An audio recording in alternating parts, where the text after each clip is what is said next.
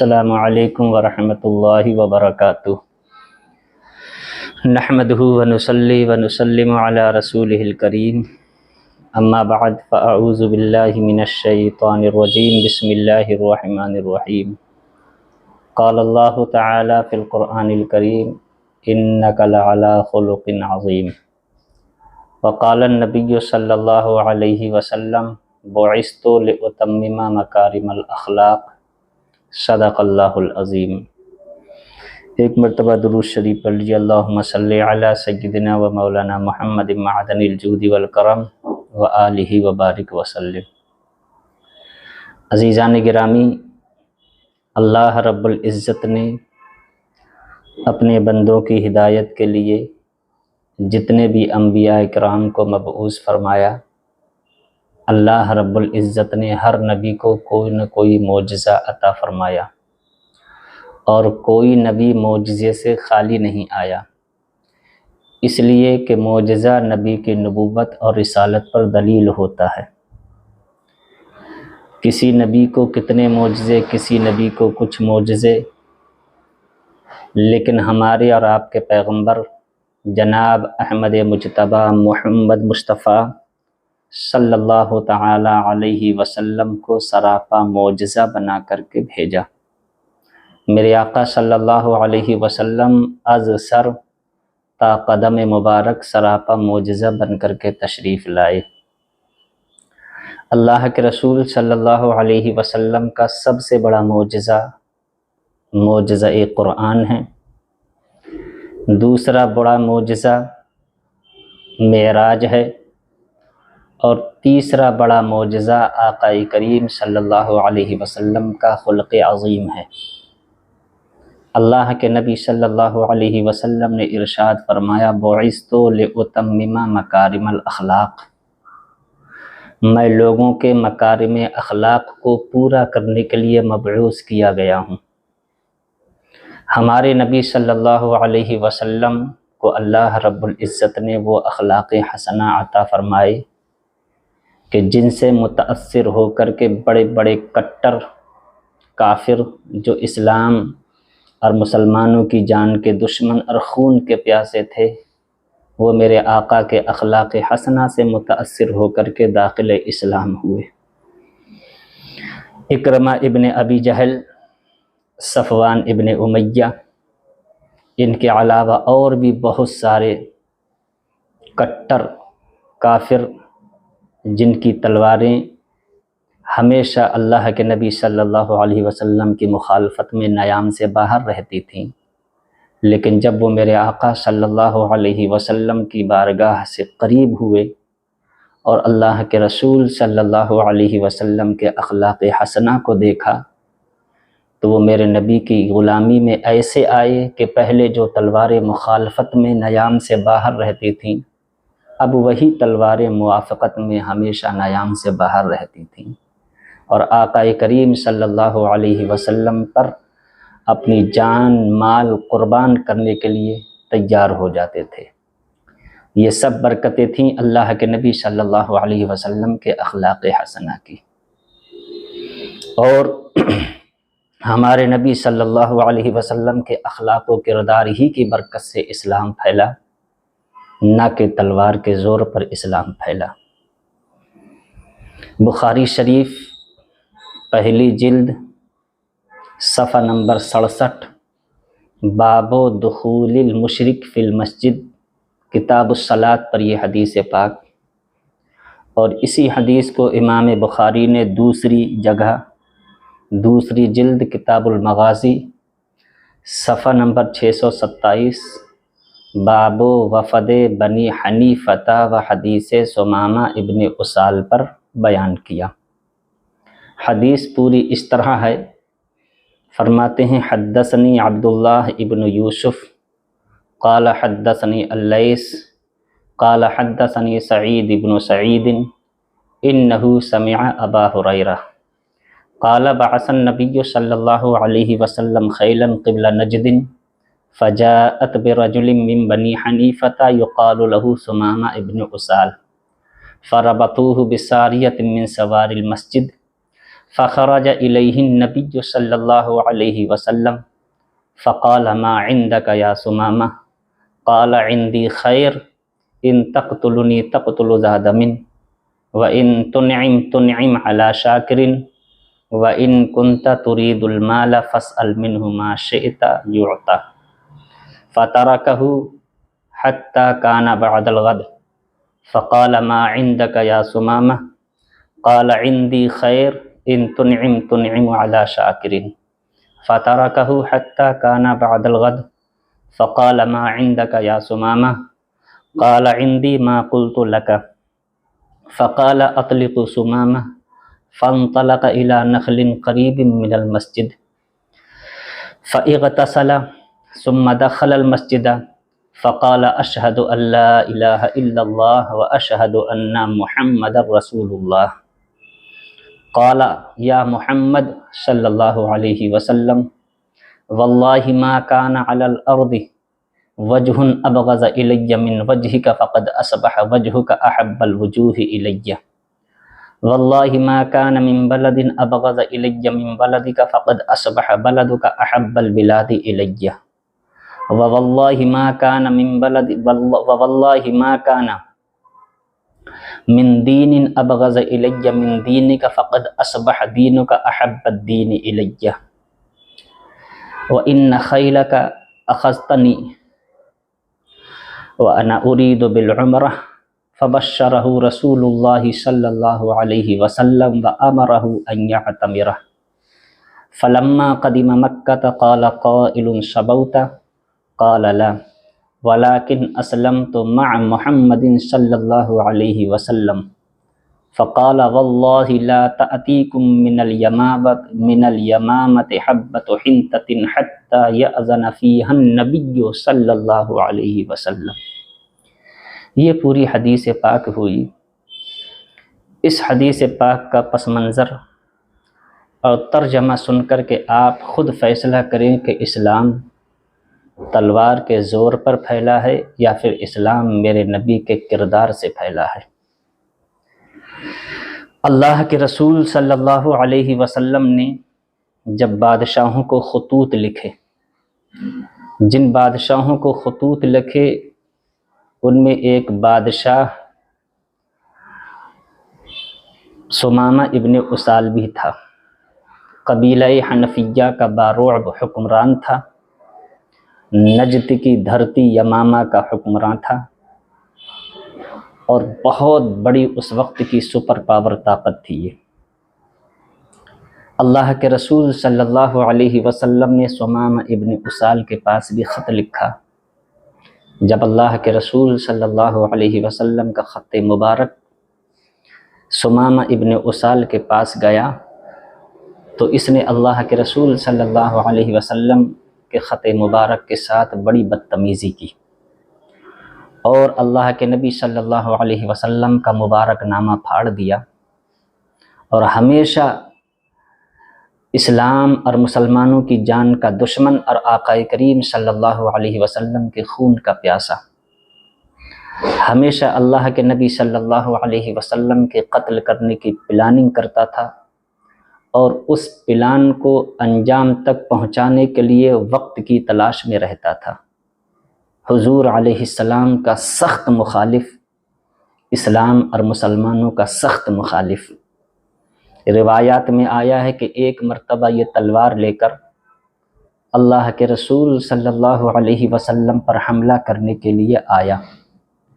آقا کریم صلی اللہ علیہ وسلم کہیں پر تشریف لے جا رہے تھے. اس نے پیچھے سے حملہ کرنا چاہا اور اپنی تلوار کو نکالا.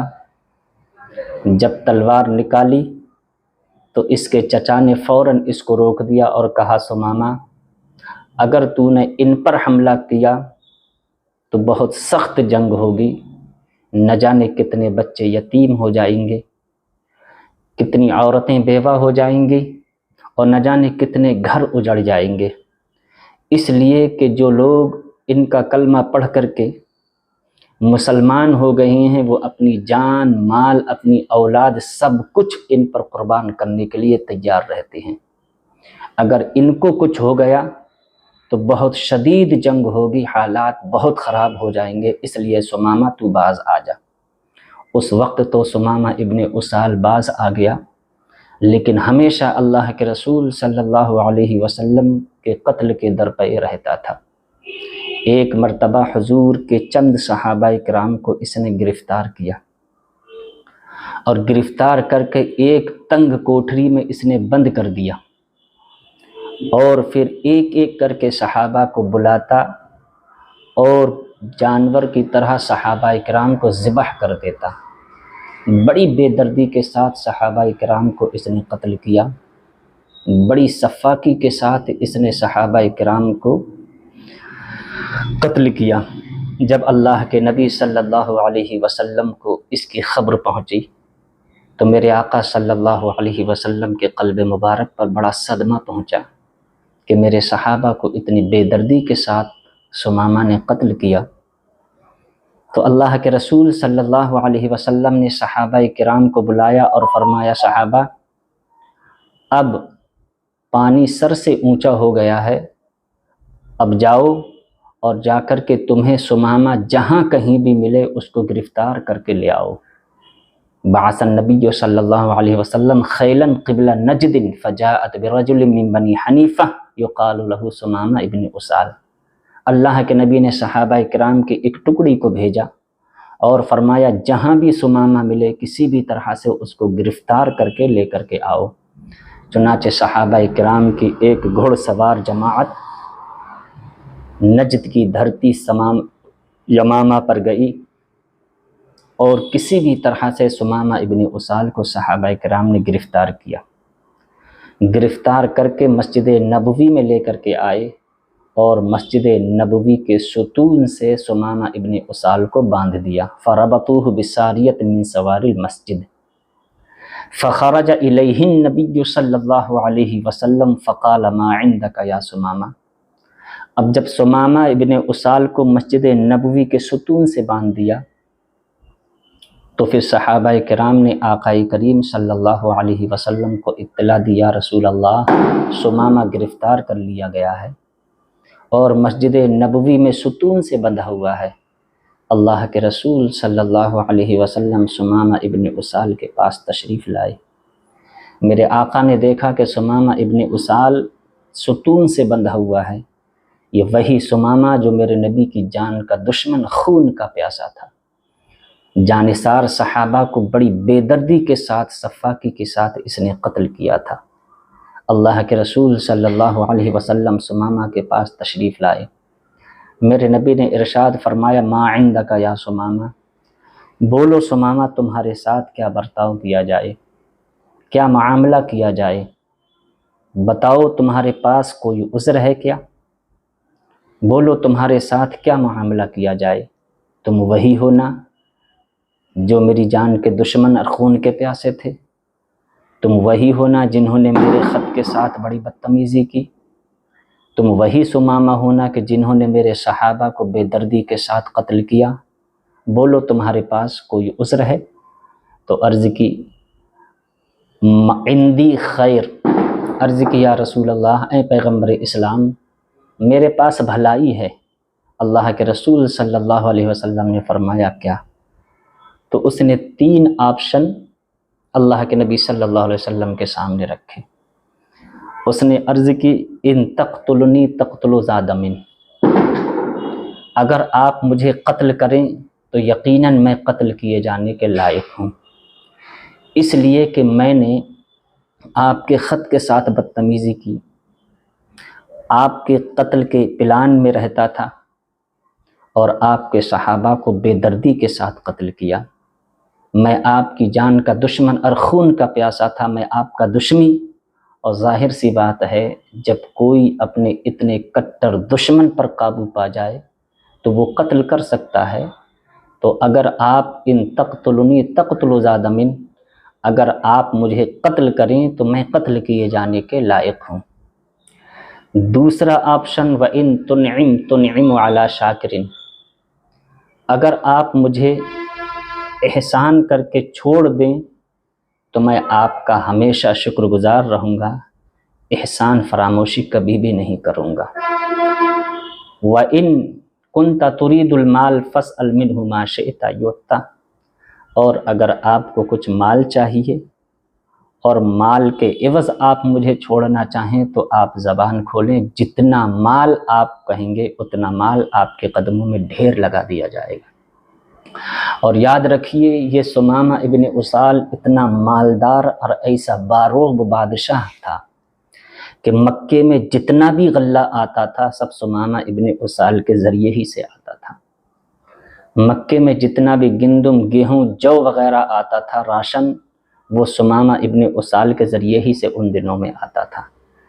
تو اللہ کے رسول صلی اللہ علیہ وسلم نے ثمامہ ابن اسال کو وہیں چھوڑا، اور میرے نبی نے صحابہ اکرام کو بلایا اور فرمایا صحابہ تم میں سے جس کے گھر سب سے عمدہ کھانا بنا ہو وہ لے کر کے آؤ اور ثمامہ کی ضیافت کرو، جس کے یہاں سب سے بہترین کھانا بنا ہو وہ لے کر کے آؤ اور ثمامہ کو کھلاؤ۔ اور میرے آقا نے صحابہ کو فرمایا کہ ہر روز صبح و شام میری اونٹنی کا تازہ دودھ ثمامہ کو پینے کے لیے دیا کرو۔ اللہ کے نبی صلی اللہ علیہ وسلم تشریف لے گئے، حتیٰ کانا بعد الغد، اللہ کے نبی دوسرے دن تشریف لائے۔ میرے آقا صلی اللہ علیہ وسلم نے پھر ارشاد فرمایا ما عندک یا ثمامہ، بولو ثمامہ تمہارے ساتھ کیا برتاؤ کیا جائے؟ تو عرض کی اندی خیر ان تنعم تنعم علی شاکر، میرے پاس وہی بھلائی ہے جو میں نے آپ کے سامنے آپشن رکھ دیے، آپ تینوں میں سے جو چاہیں اختیار کر سکتے ہیں۔ فترکہ حتی کان بعد الغد، میرے آقا صلی اللہ علیہ وسلم نے پھر ثمامہ ابن اسال کو چھوڑا، اور پھر اللہ کے رسول تیسرے دن تشریف لائے۔ میرے آقا جب تیسرے دن تشریف لائے تو اللہ کے نبی نے پھر ارشاد فرمایا ما عندک یا ثمامہ، ثمامہ بولو تمہارے پاس کوئی عذر ہے؟ تو عرض کی عندی ما قلت لک، پیغمبر اسلام میرے پاس وہی 3 آپشن ہیں جو میں نے آپ کے سامنے پہلے دن پیش کر دیے۔ اللہ کے رسول صلی اللہ علیہ وسلم نے فرمایا ثمامہ نہ تمہیں قتل کروں گا میں، اور نہ مجھے تم سے کسی مال کی ضرورت ہے۔ اللہ کے نبی نے فرمایا ثمامہ جاؤ میں نے تمہیں معاف کر دیا۔ میرے آقا نے صحابہ کو فرمایا اطلقوا ثمامہ، صحابہ ثمامہ کو کھول دو۔ صحابہ کرام حکم پاتے ہی ثمامہ ابن اسال کو مسجد نبوی کے ستون سے کھول دیتے ہیں۔ حدیث شریف میں ہے فانطلق الى نخل قریب من المسجد فاغتسل ثم دخل المسجد فقال اشہد ان لا الہ الا اللہ واشہد ان محمد رسول اللہ۔ صحابہ نے مسجد نبوی کے ستون سے ثمامہ ابن اسال کو کھولا، کھلتے ہی ثمامہ ابن اسال مسجد نبوی سے باہر گئے، اور مسجد نبوی کے باہر ایک کھجوروں کا باغ تھا، اس باغ میں ایک پانی کا چشمہ بہتا تھا۔ ثمامہ ابن اسال مسجد نبوی سے باہر گیا، اس چشمے پر جا کر کے غسل کیا، اور غسل کر کے پھر دوبارہ مسجد نبوی میں آیا، فقال اشہد ان لا الہ الا اللہ واشہد ان محمد رسول اللہ۔ پھر اللہ کے نبی صلی اللہ علیہ وسلم کے ہاتھ میں ہاتھ دے کر کے ثمامہ ابن اسال نے کلمہ پڑھ کر کے اسلام قبول کر لیا۔ میرے عزیزو بتاؤ ثمامہ ابن اسال جو قبیلہ بنی حنفیہ کا باروب بادشاہ تھا، یمامہ کی دھرتی کا حکمراں تھا، اتنا طاقتور بادشاہ، اتنی سپر پاور طاقت کو اس وقت مکے میں جتنا راشن آتا تھا ثمامہ ابن اسال ہی کے یہاں سے آتا تھا۔ جو میرے آقا کی جان کا دشمن، خون کا پیاسا تھا، جس نے میرے آقا صلی اللہ علیہ وسلم کو قتل کرنے کی نہ جانے کتنی مرتبہ پلاننگ بنائی، یہ بادشاہ میرے آقا صلی اللہ علیہ وسلم کے اخلاق حسنہ سے متاثر ہو کر کے کلمہ پڑھ کر کے مسلمان ہو رہا ہے۔ میرے نبی نے ایک لفظ نہیں کہا ثمامہ کلمہ پڑھ کر کے مسلمان ہو جاؤ، بلکہ میرے آقا نے سمامہ کو معاف کیا، اور مسلسل 3 دن تک میرے نبی صلی اللہ علیہ وسلم نے صحابہ کو حکم دیا کہ ہر روز جس کے یہاں عمدہ کھانا بنے وہ سمامہ کو کھلاؤ، اور میری اونٹنی کا تازہ دودھ صبح شام سمامہ کو پلاؤ۔ اس لیے ہم کہتے ہیں کہ اسلام تلوار سے نہیں بلکہ اسلام میرے نبی کے کردار سے پھیلا ہے۔ اتنا بڑا بادشاہ کلمہ پڑھ کر کے مسلمان ہو رہا ہے، تلوار کے زور پہ نہیں بلکہ میرے نبی کے کردار کے زور سے۔ اب جب سمامہ کلمہ پڑھ کر کے مسلمان ہو گئے، صحابیت کا شرف حاصل ہو گیا، اب جو من میں جو دشمنی، جو عداوت، جو بغض تھی، اس کا اظہار کیا۔ اب جب کلمہ پڑھ لیا، مسلمان ہو گئے اور صحابیت کا شرف حاصل ہو گیا، اب دل میں جو عداوت تھی اس کو ظاہر کیا اور کہا یا محمد صلی اللہ علیہ وسلم واللہ ما کان علی الارض وجہ ابغض الی من وجہک فقد اصبح وجہک احب الوجوہ الی۔ عرض کہ اے پیغمبر اسلام، قسم خدا کی آج سے پہلے روئے زمین پر سب سے زیادہ مبغوض میرے نزدیک آپ کا چہرہ تھا۔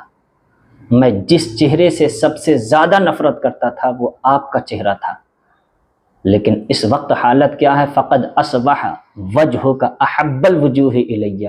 یا رسول اللہ، پہلے تو روئے زمین پر میں آپ کے چہرے سے سب سے زیادہ نفرت کرتا تھا، لیکن اس وقت میری دل کی کیفیت یہ ہے یا رسول اللہ کہ روئے زمین پہ سب سے زیادہ پسندیدہ، سب سے زیادہ محبوب، سب سے زیادہ پیارا چہرہ یا رسول اللہ میرے نزدیک وہ آپ کا ہے۔ اور عرض کی واللہ ما کان من دین ابغض الی من دینک فقد اصبح دینک احب الدین الی۔ یا رسول اللہ، روئے زمین پر میں جس دین سے سب سے زیادہ نفرت کرتا تھا، جو دین میرے نزدیک سب سے زیادہ مبغوض، قابل نفرت تھا، یا رسول اللہ وہ آپ کا دین تھا، لیکن اب میری کیفیت یہ ہے یا رسول اللہ کہ آپ کا دین تمام دینوں میں میرے نزدیک سب سے زیادہ پسندیدہ دین ہے۔ فقد اصبح دینک احب الدین الی۔ یا رسول اللہ، اب آپ کا دین میرے نزدیک سب سے زیادہ پسندیدہ دین ہے۔ اور عرض کی واللہ ما کان علی الارض من بلد ابغض الی من بلدک فقد اصبح بلدک احب البلاد الی۔ یا رسول اللہ، روئے زمین پر میں جس شہر سے سب سے زیادہ نفرت کرتا تھا یا رسول اللہ وہ آپ کا شہر تھا۔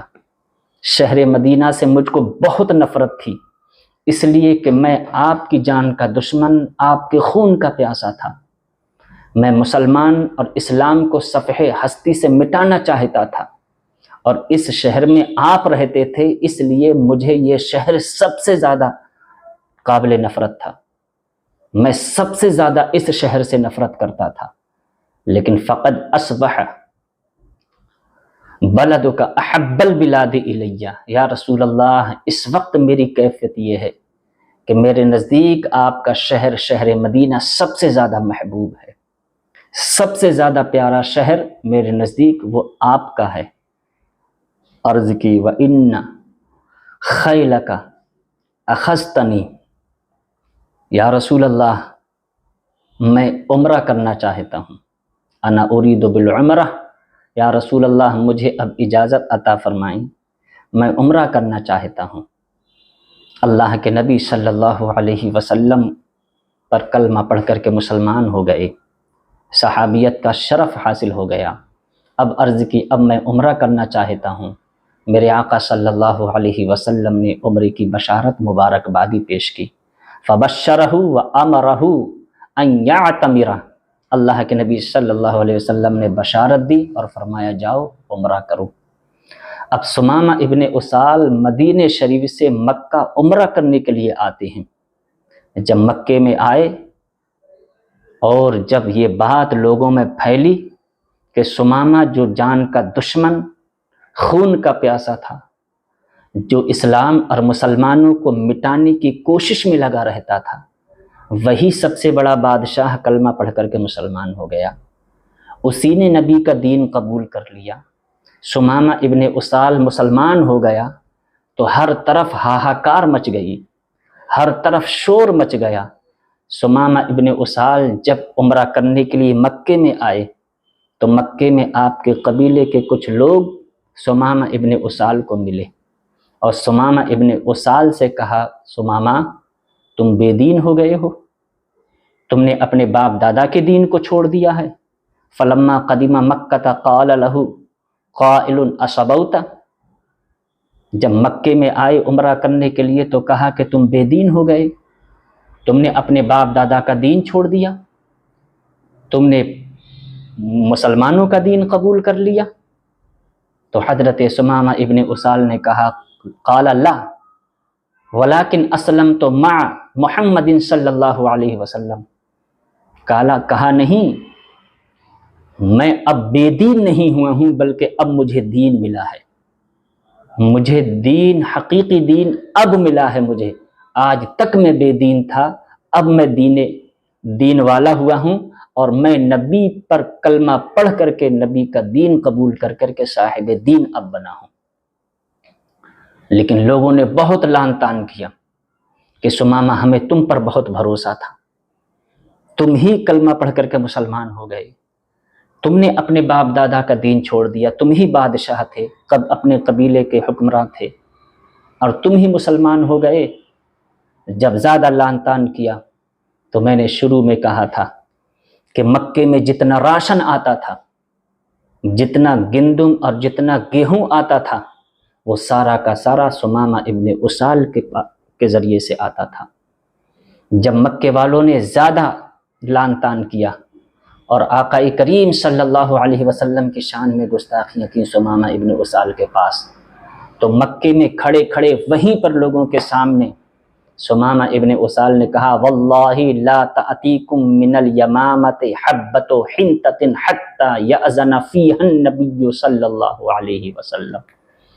سمامہ نے کہا، سنو، تم نبی کو برا کہہ رہے ہو، میرے نبی کے دین کو برا کہہ رہے ہو۔ دیکھیے پہلا کتنا سخت مخالف تھا، اب جب کلمہ پڑھ لیا تو میرے آقا پر ایسی جان سے قربان، کہا کہ تم نبی کو نہیں مانتے، نبی کے دین کو برا کہہ رہے ہو، سنو، قسم خدا کی آج کے بعد سے یمامہ سے گیہوں کا ایک دانہ مکے میں نہیں آئے گا جب تک کہ اللہ کے نبی اجازت نہ دے دیں۔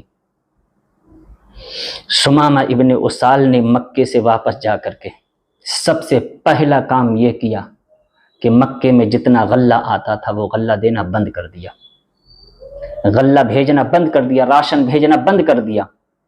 ادھر سمامہ نے راشن بھیجنا بند کیا، ادھر مکے میں شدید قحط پڑا، ایسا قحط کہ جس نے تباہی مچا کر کے رکھ دی، ہر طرف ہاہاکار مچ گئی، کھیتیاں سوکھ گئیں، فصلیں تباہ ہو گئیں، جانور بھی بھوکے مرنے لگے، انسان بھی بھوک مری کا شکار ہو گئے۔ ایسے ماحول میں جب کہ مکے میں شدید قحط پڑا تھا اور ادھر اوپر سے سمامہ ابن اسال نے نبی کا کلمہ پڑھتے ہی مکے میں غلہ بھیجنا بند کر دیا اور کہا، تم میرے نبی کو نہیں مانتے، کوئی راشن نہیں جائے گا، کسی طرح کا کوئی غلہ نہیں مکے پہنچے گا۔ عزیزان گرامی، ایسے ماحول میں جب مکے میں شدید قحط پڑا، بچے تڑپ رہے تھے، جانور بھوکے مر رہے تھے، لوگ بھوک مری کا شکار تھے، ابو سفیان ابن حرب، جن کی دشمنی اسلام اور مسلمانوں سے دشمنی کسی سے ڈھکی چھپی ہوئی چیز نہیں ہے، اسلام لانے سے پہلے جب تک میرے آقا صلی اللہ علیہ وسلم مکے میں تھے تو سخت سے سخت اذیتیں پہنچائیں، اور جب اللہ کے رسول ہجرت فرما کر کے مدینہ تشریف لے گئے تو کئی مرتبہ مدینے پر حملہ کیا ابو سفیان نے، اور مکے کے لوگوں کو آقا کریم صلی اللہ علیہ وسلم کے قتل پر ابھارا۔ مدینے کے یہودی اور کفار مکہ کا سنگٹھن بنایا، الائنس کر کے، اتحاد کر کے کہا کہ ہم دونوں مل کر کے اسلام، مسلمان اور پیغمبر اسلام کو صفحہ ہستی سے مٹا دیں گے۔ یہ وہی ابو سفیان ہیں کہ اسلام اور مسلمانوں کو مٹانے کی پلاننگ اور میٹنگ ان کے گھر میں ہوا کرتی تھی۔ آقا کریم صلی اللہ علیہ وسلم کو قتل کرنے کی پلاننگ ان کے گھر میں ہوا کرتی تھی۔ ابو سفیان ہی کی کارکردگی میں غزوہ احد ہوا، اور جب غزوہ احد ہوا تو غزوے کے بعد اللہ کے رسول صلی اللہ علیہ وسلم چند صحابہ اکرام کو لے کر کے احد پہاڑ کی ایک گھاٹی میں تشریف فرما تھے، اور ابو سفیان پہاڑی کے اوپر۔ ابو سفیان نے پہاڑی کے اوپر سے بلند آواز سے پکارا، کیا تم میں محمد ہیں؟ اللہ کے رسول صلی اللہ علیہ وسلم نے فرمایا صحابہ کو کوئی اس کا جواب مت دینا۔ پھر کہا کیا تم میں ابو بکر ہیں؟ اللہ کے نبی صلی اللہ علیہ وسلم نے فرمایا کوئی اس کا جواب مت دو۔ پھر کہا کیا تم میں عمر ہیں؟ اللہ کے نبی صلی اللہ علیہ وسلم نے فرمایا اس کا کوئی بھی جواب مت دینا۔ پھر اس نے کہا کہ یہ سارے کے سارے لوگ مارے گئے، اگر ان میں سے کوئی بھی زندہ ہوتا تو میری بات کا جواب دیتا۔ جب اتنا سنا تو حضرت سیدنا فاروق اعظم رضی اللہ تعالی عنہ کو جلال آیا۔ حضرت فاروق اعظم رضی اللہ تعالی عنہ نے جلال میں فرمایا او دشمن خدا، تو جھوٹا ہے، ہم سب زندہ ہیں۔ جب اتنا سنا تو فخر سے ابو سفیان ابن حرب نے نعرہ لگایا، اور وہ نعرہ یہ تھا اعلو حبل اعلو حبل۔ حبل ایک بت کا نام تھا کہ حبل سربلند ہو جا، حبل سربلند ہو گیا۔ تو صحابہ نے عرض کیا رسول اللہ ہم اس کے جواب میں کیا نعرہ لگائیں؟ میرے آقا صلی اللہ علیہ وسلم نے فرمایا اس کے جواب میں نعرہ لگاؤ اللہ اعلی و اجل، اللہ اعلی و اجل، اللہ بلند مرتبے والا ہے، اللہ بلند شان والا ہے۔ پھر اس نے کہا لنا العزى ولا عزى لکم، عزا ایک بت کا نام، کہا ہمارے لیے ہمارا مددگار عزا ہے اور تمہارا کوئی عزا نہیں۔ تو صحابہ نے عرض کیا رسول اللہ اس کا جواب کس طرح دیا جائے؟ میرے آقا صلی اللہ علیہ وسلم نے فرمایا اس کا جواب دو اللہ مولانا ولا مولا لکم، اللہ ہمارا مددگار ہے اور سنو تمہارا کوئی مددگار نہیں۔ پھر ابو سفیان نے فخر سے کہا تھا کہ اے مسلمانوں سنو، آج کا دن بدر کے دن کا بدلہ ہے، آج کا دن بدر کے دن کا جواب ہے۔ میری فوج نے تمہاری شہیدوں کی ناک کاٹی ہیں، میری فوج نے تمہاری شہیدوں کی آنکھیں نکالی ہیں، میری فوج نے تمہاری شہیدوں کے کان کاٹے ہیں، اور مجھے اس پر کوئی افسوس نہیں ہے، اور آج کا دن بدر کے دن کا جواب اور بدلہ ہے۔ اور یقیناً عزیزان گرامی، کفار قریش کی عورتیں شہدائے اسلام کے پاس گئیں، ان شہداء کی لاشوں کے پاس جا کر کے کفار قریش کی عورتوں نے شہدائے اسلام کے کان کاٹے، آنکھیں نکالیں، ناک کان کاٹ کر کے ان کا ہار بنا کر کے گلے میں پہنا تھا۔ اور ہندہ جو بعد میں پھر مسلمان ہو گئیں اور ابو سفیان بھی مسلمان ہوئے، ہندہ حضرت امیر حمزہ رضی اللہ تعالی عنہ کے لاش کے پاس گئی اور حضرت امیر حمزہ کا کلیجہ چیر کر کے، سینہ چیر کر کے کلیجہ نکالا اور چبانے کی کوشش کی لیکن حلق سے نہیں اتر سکا۔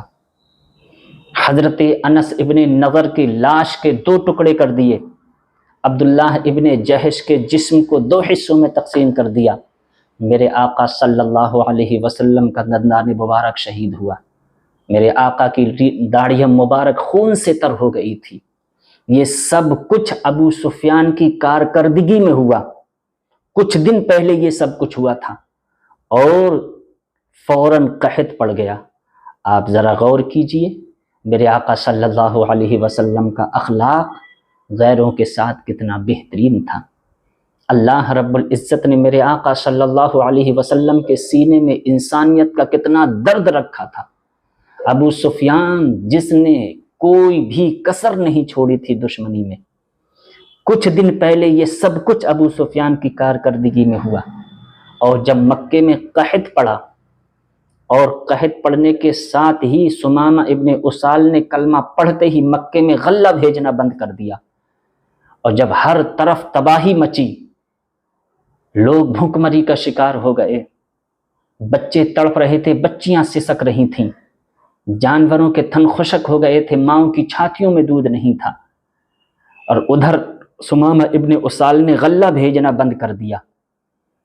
تو اس حالت میں ابو سفیان چھپتے چھپاتے مکے سے مدینے میں میرے آقا صلی اللہ علیہ وسلم کی بارگاہ میں حاضر ہوئے، اور جو میں نے بتایا کچھ دن پہلے یہ سب کچھ ہوا ہے۔ آپ بتائیے اگر ہمارا کوئی ایسا دشمن ہو تو ایسے موقع پر ہم اس کو کچا چبانے کی کوشش کریں گے، ہم بدلے کی بھاوناؤں میں بہہ جائیں گے، ہم اس سے بدلہ لیں گے۔ لیکن ان سب کے باوجود اتنا ستایا میرے نبی کو، ریش مبارک خون سے تر ہو گئی جب دندان مبارک شہید ہوا تھا۔ حضرت انس ابن نضر کا سر تن سے جدا کر دیا، عبداللہ ابن جہش کی لاش کے ٹکڑے کر دیے، حضرت امیر حمزہ کا کلیجہ نکالا ہندا نے، اور یہ سب کچھ ابو سفیان کی کارکردگی میں ہوا۔ لیکن جب شدید قحط پڑا اور ثمامہ ابن اسال نے کلمہ پڑھتے ہی مکے میں غلہ بھیجنا بند کر دیا، تو قحط سے بے چین ہو کر کے، بھوک سے تڑپ کر کے ابو سفیان مدینہ شریف میرے آقا صلی اللہ علیہ وسلم کی بارگاہ میں حاضر ہوئے۔ ابو سفیان نے خود اسٹیٹمنٹ دیا، کہا کہ جب میں پیغمبر اسلام کے پاس جا رہا تھا تو میں سوچ رہا تھا کہ میں جا تو رہا ہوں، کس زبان سے ان سے مدد مانگوں اور کون سے دل سے ان کے سامنے فریاد کروں۔ میں ان سے کہوں گا تو وہ بھی کہیں گے کہ ابو سفیان تم نے بھی میرے ساتھ کوئی کسر نہیں چھوڑی ہے، تم نے میرے ساتھ دشمنی میں کوئی کسر باقی نہیں رکھی۔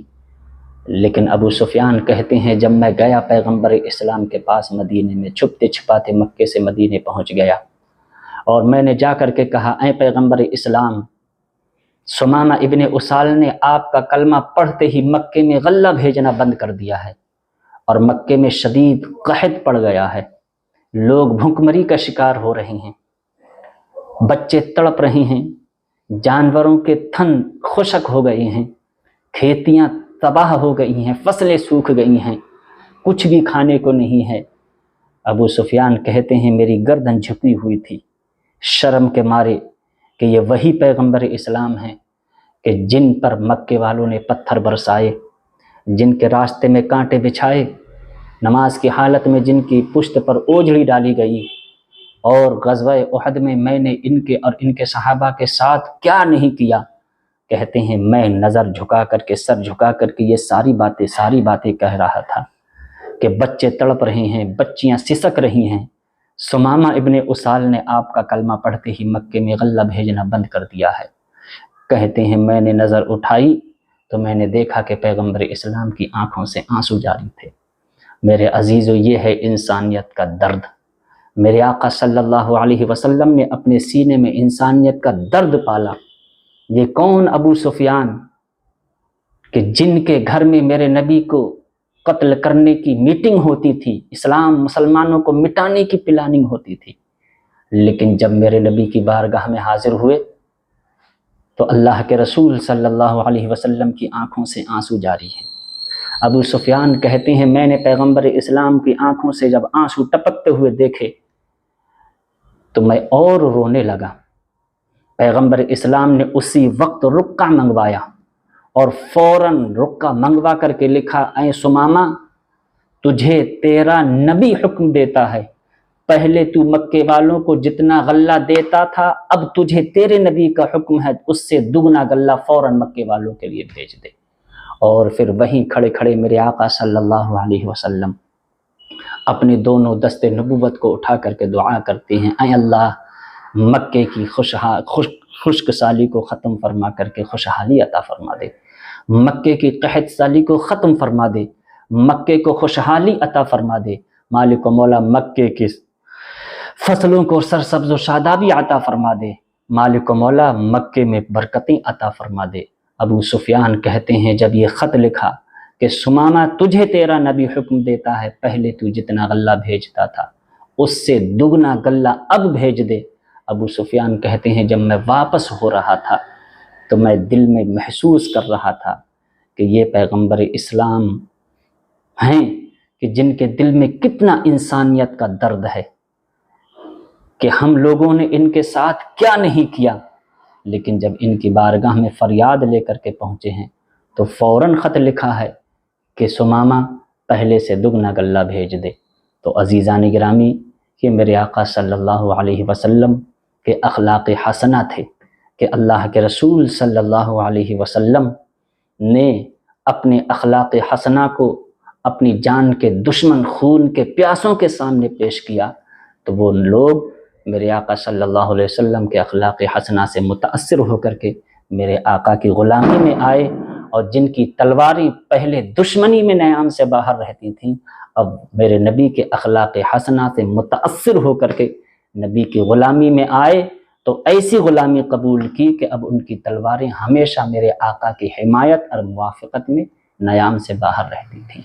تو اللہ کے رسول صلی اللہ علیہ وسلم کو جہاں اللہ رب العزت نے بے شمار معجزات عطا فرمائے، ان میں سب سے بڑا معجزے میں سے ایک بڑا معجزہ یہ کہ اللہ کے نبی صلی اللہ علیہ وسلم کو اخلاق حسنہ میرے آقا صلی اللہ علیہ وسلم نے ایسے عطا فرمائے، اور حضور علیہ السلام کے سینے میں انسانیت کا درد رکھا، اور اللہ کے نبی صلی اللہ علیہ وسلم نے پوری زندگی اپنے سینے میں انسانیت کا درد پالا، اور اللہ کے نبی کے اخلاق حسنہ سے متاثر ہو کر کے لوگ حلقہ بگوش اسلام ہوئے۔ اسلام تلوار سے نہیں بلکہ اسلام میرے نبی کے کردار سے پھیلا ہے، جیسا کہ اس حدیث میں آپ حضرات نے سنا کہ ثمامہ جو جان کا دشمن، خون کا پیاسا تھا، لیکن میرے نبی کے جب اخلاق حسنہ کو دیکھا تو ایک جملہ بھی نہیں کہا، اللہ کے نبی نے فوراً مسجد نبوی کے ستون سے کھل کر کے چشمے پر جا کر کے غسل کر کے اور دوبارہ نبی کی بارگاہ میں آ کر کے کلمہ پڑھ کر کے مسلمان ہو جاتے ہیں۔ اللہ رب العزت ہم کو آقا کریم صلی اللہ علیہ وسلم کے اخلاق حسنہ پر عمل کرنے کی توفیق عطا فرمائے، اور نبی اکرم صلی اللہ علیہ وسلم کے خلق عظیم کو اپنی عملی زندگی میں اتارنے کی توفیق عطا فرمائے۔ السلام علیکم ورحمۃ اللہ وبرکاتہ۔